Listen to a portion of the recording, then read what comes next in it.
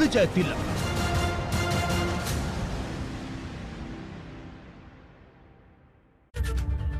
नमस्कार, news eight 4 आप देख रहे हैं। मैं हूं आपके साथ गुंजन दीक्षित। लखनऊ में कन्हैया कुमार पर स्याही फेंकने की कोशिश की गई है। कार्यकर्ताओं ने स्याही फेंकने वाले शख्स की पिटाई की है। स्याही फेंकने वाले शख्स का नाम देवांश वाजपेयी बताया जा रहा है। कांग्रेस दफ्तर पर कन्हैया कुमार पर स्याही फेंकी गई है और देखिए किस तरीके से उसके बाद झगड़ा वहां पर हो रहा है। कार्यकर्ताओं ने स्याही फेंकने वाले शख्स की पिटाई भी कर दी है और ये एक्सक्लूसिव तस्वीरें आपकी टेलीविजन स्क्रीन पर। स्याही फेंकने वाले शख्स का नाम देवांश वाजपेयी बताया गया है। जब स्याही फेंकी गई उसके बाद हंगामे की ये तस्वीरें सामने आ रही है। कांग्रेस दफ्तर पर कन्हैया कुमार पर स्याही फेंकी गई है। शैलेश अरोड़ा हमारे संवाददाता ज्यादा जानकारी के साथ जुड़ गए हैं। शैलेश, ये तस्वीरें भी हम देख पा रहे हैं किस तरीके से वहां पर हंगामा हो रहा है, मुर्दाबाद के नारे लगाए जा रहे हैं। क्या जानकारी है वहां से?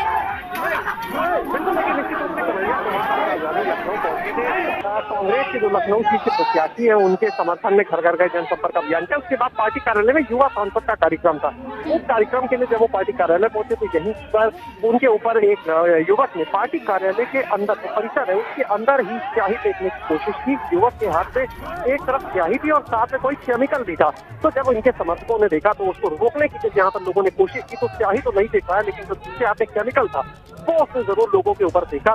कोई घातक केमिकल था क्योंकि उसके बाद कुछ लोगों के जो वहाँ पर हमने देखा स्वेटर थे उसमें फिर होने लगे, रंग उसका उड़ने लगा। यानी कोई घातक केमिकल था, ज्वलनशील कह सकते हैं केमिकल था वो, शायद इसकी वजह से ऐसा तुरंत दिखा। उसके बाद कन्हैया कुमार देखिए अभी भी पार्टी कार्यालय के अंदर ही मौजूद है और हालांकि जो युवक था, जो लड़का था जिसने इनके ऊपर स्याही फेंकी, लॉ का स्टूडेंट है और वो इनको देशद्रोही, राष्ट्र विरोधी कहते हुए उसने स्याही फेंकी है। जिसके बाद जो समर्थक थे उन्होंने बताया जा रहा है यहाँ पर कुछ उसकी पिटाई भी की और पिटाई करने के बाद जो तस्वीरें हमने दिखाई देखी उस भीड़ में किस तरह से उसको बाहर ले जाया गया। जब पुलिस ने उस लड़के को हिरासत में लिया और थाने ले गई है, देवांश नाम उसका बताया जा रहा है। तो यहाँ पर जिस तरह से कन्हैया कुमार को एक तरफ जहाँ कांग्रेस ने अपना पार्टी का स्टार प्रचारक बनाया है वो यहाँ पर पहुंचे और जिस पार्टी के वो स्टार प्रचारक है उसी के कार्यालय के परिसर के अंदर इस तरह की जो हरकत हुई है, निश्चित रूप से वो एक बड़ा झटका भी कह सकते हैं। जो पार्टी के लोग थे उनके लिए भी एक बड़ा झटका कह सकते हैं। हालांकि ये बताया जा रहा है जो युवक था वो कांग्रेस पार्टी से जुड़ा हुआ नहीं है। उसको सूचना थी कि यहाँ पर कन्हैया कुमार आ रहे हैं, जिसके बाद वो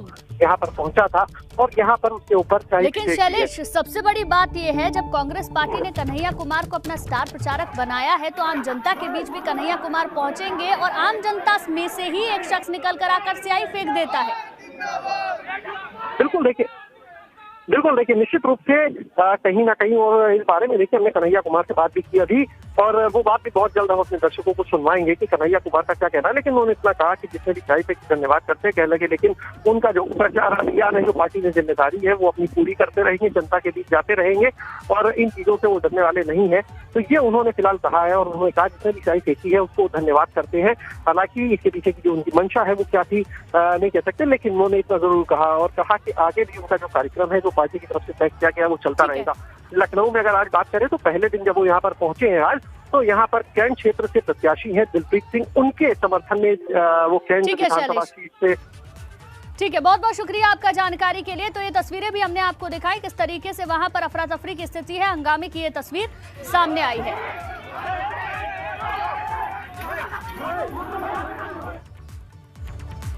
और इसी बीच बड़ी खबर मिल रही है, मेरठ शहर में असदुद्दीन ओवैसी के कार्यक्रम को रद्द हो गया है। प्रशासन पर अनुमति नहीं देने का आरोप लग रहा है। एआईएमआईएम जिलाध्यक्ष फहीम रजा का प्रशासन पर आरोप है। सिवाल खास के हर्रा गांव में ओवैसी ने डोर टू डोर कैंपेनिंग की। हर्रा गांव में ओवैसी को देखने के लिए लोगों की भीड़ भी उमड़ी थी। अब जो कार्यक्रम था मेरठ शहर में असदुद्दीन ओवैसी का, वो रद्द हो गया है। प्रशासन पर अनुमति नहीं देने का आरोप लगाया गया है।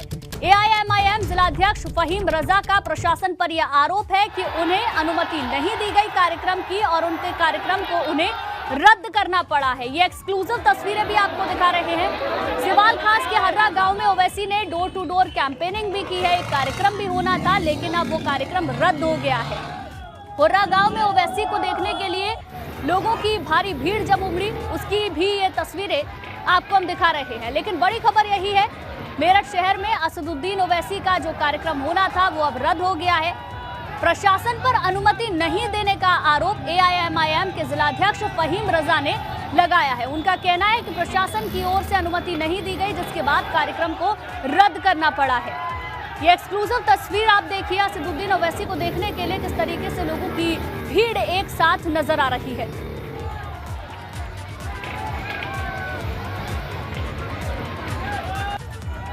तो देखिए तस्वीरें लगातार हम आपको दिखा रहे हैं, किस तरीके से लोगों की भीड़ भी नजर आ रही है। हाथों में झंडे लिए लोग निकलते हुए नजर आ रहे हैं, लेकिन जो उनका कार्यक्रम होना था वो कार्यक्रम रद्द हो चुका है।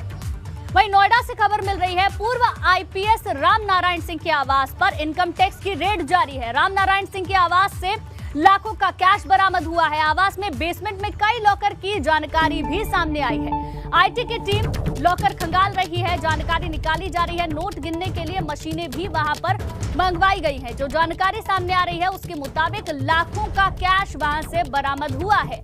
आवास में बेसमेंट में कई लॉकर हैं जिनकी जानकारी भी सामने आई है। लॉकर को खंगाला जा रहा है, देखा जा रहा है। जो कैश वहां से बरामद हुआ है उसकी काउंटिंग की जा रही है।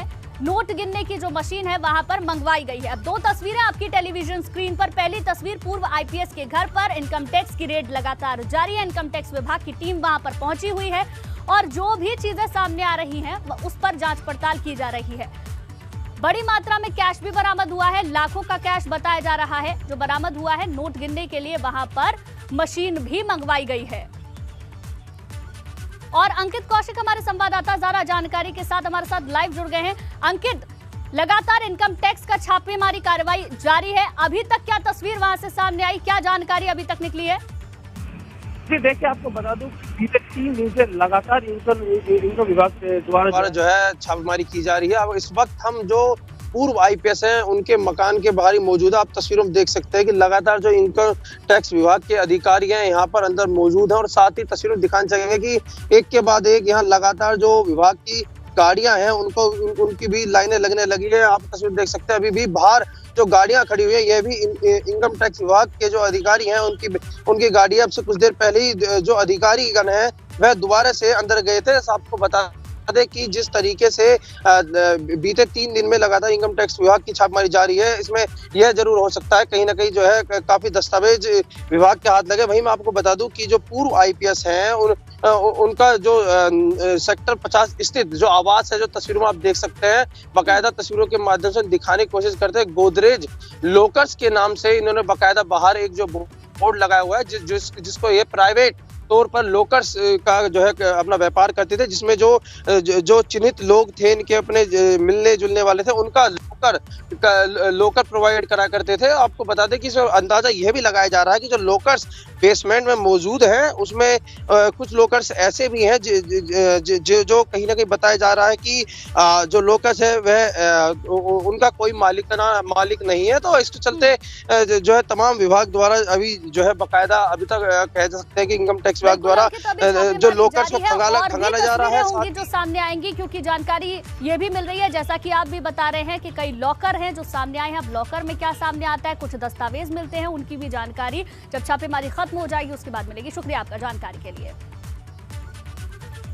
वहीं सपा ने 10 प्रत्याशियों की एक और लिस्ट जारी कर दी है, जिसमें लखनऊ पूर्व से अनुराग भदौरिया को, लखनऊ उत्तर सीट से पूजा शुक्ला को, लखनऊ मध्य से रविदास मल्होत्रा को टिकट दिया गया है। लखनऊ कैंट से राजू गांधी को टिकट दिया गया है। वहीं लखनऊ पश्चिम से अरमान को टिकट दिया गया है।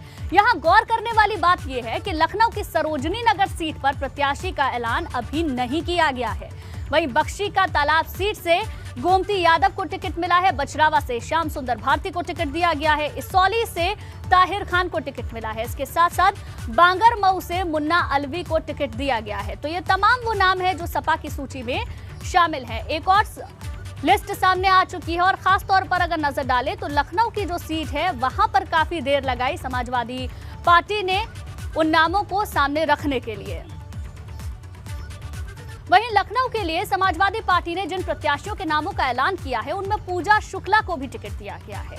पूजा शुक्ला लखनऊ विश्वविद्यालय की छात्र नेता है जिन्हें समाजवादी पार्टी ने अपना प्रत्याशी बनाया है।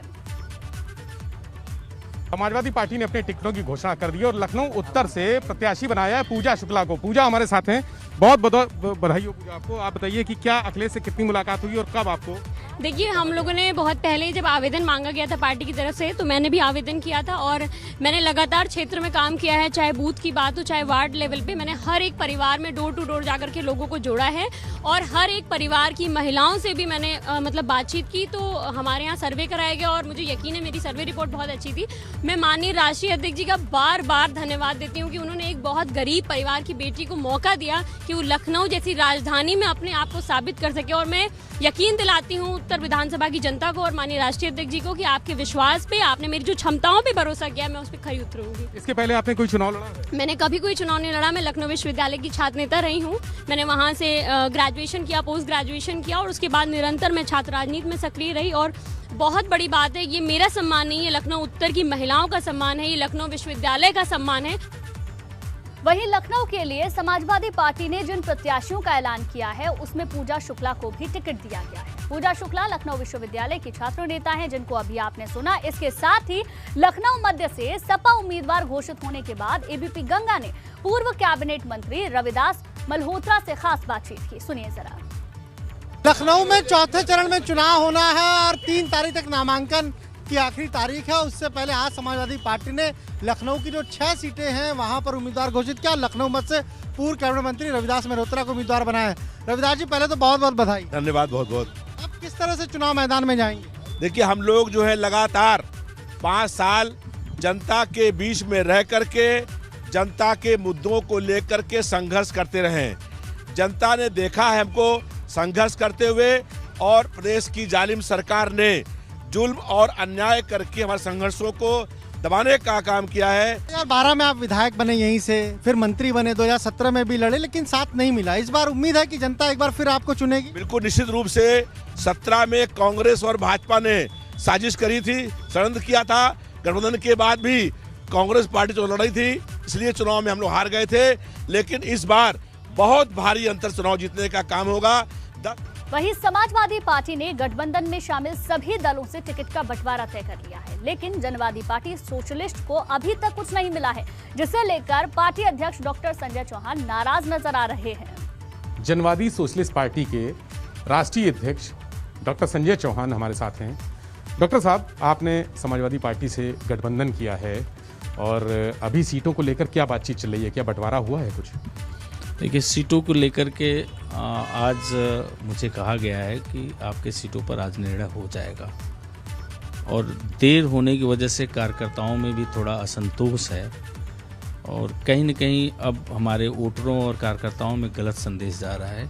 इसलिए हम चाह रहे हैं कि हमें जो कुछ भी देना है, जो कुछ भी हमारे लोगों को लड़ाना है, वो समाजवादी पार्टी द्वारा स्पष्ट कर दिया जाए, जिससे कि पूरे प्रदेश के कार्यकर्ता दल और पार्टी के साथ लग करके प्रत्याशियों को जिताने में लग जाएं। कितनी सीटें अखिलेश यादव से मांगी हैं अपने पार्टी की? देखिए, हमने लगभग 10-11 सीटों की सूची हमने राष्ट्रीय अध्यक्ष जी को दिया था। तो डॉक्टर संजय चौहान हमारे साथ थे, उनका साफ कहना है कि सीटों का जो बंटवारा है, गठबंधन में जो सीटें मिलनी चाहिए, 10-11 सीटें जो भी इन्होंने मांगी हैं, उसमें विलंब हो रहा है और विलंब की वजह से पार्टी को भी नुकसान हो रहा है, क्योंकि जो कार्यकर्ता चुनाव में लग जाने चाहिए थे, मैदान में कूद जाने चाहिए थे, अब तक उनको प्रचार करना था, वो बैठे इंतजार कर रहे हैं। ये फैसला लेंगे बहुत जल्दी और इन्होंने कहा है कि अगर अखिलेश कोई निर्णय नहीं लेते हैं तो अपनी पार्टी के जो पदाधिकारी हैं उनके साथ बैठक करके आगे की रणनीति तय करेंगे।